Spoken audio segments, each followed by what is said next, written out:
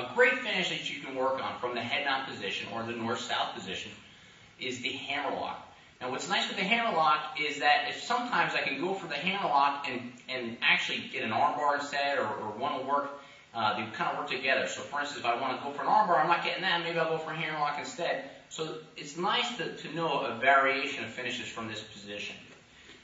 We're going to set up the hammer lock the same way as you would set up an arm bar. So what we're going to do here is if my opponent grabs around my waist, my back here, so I don't go for his arms, I'm simply going to start pushing back.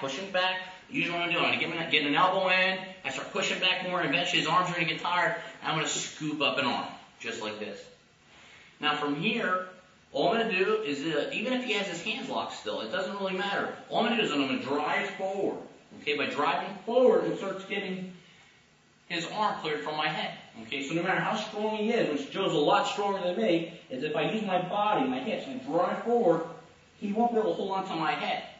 So from here, I'm going to key lock the arm. So again, just look at my grip first and before I apply the technique. I'm around this arm, I'm grabbing my wrist. Both of my palms are facing the same direction. Now from here, all you need to do is you can actually, when you teach us, you can teach us by keeping your knees on the ground and pushing his wrist behind his back. Now just imagine all the more I can go here. I can push it all the way back here and break it. Or I can turn him on my side. If I'm not as strong, maybe I can get on his side a little bit. I might have to put my leg up and push his wrist behind his back. Now, I'm not getting him all on his side because that takes more, he has more flexibility there. So I can keep him maybe halfway on his back. That's where he's got very, very little flexibility, and you'll break his arm. His shoulder will actually pop out of socket much quicker there. One more time. This is a more common position where your opponent's grabbing around your body. I'm going to start sitting back, pushing back. I'm going to start pushing my elbow probably into his underarm or into his bicep muscle.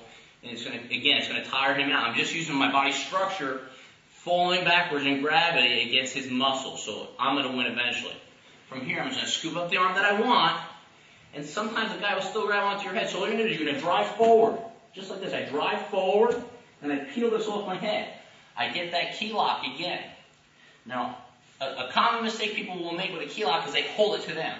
By me holding the key lock to me, it might feel tighter to a beginner, but Joe can actually put this elbow, he can rip this elbow out to the ground. He can rip it, he can turn and rip it right out of my hands. So when you get a key lock, you actually want to push it away from you. Okay, now I'm in a lot of control here. He's not getting that, I got him. So from here, if you're having a hard time teaching your students, just tell them to keep their knees on the ground, and it's all it takes. See how quick it is? Just push this way, and I'd probably push a little bit more if the guy was a little bit more flexible, and to break the shoulder. If your students are having a hard time with that, or if they're a little bit more advanced, you can tell them to turn it up here and bring it here. That way, if they miss it, the guy's got his hands together, maybe they can go for an arm bar instead. This is a very versatile finish, a great finish from the head mount position. Again, this is hammer lock from the head mount.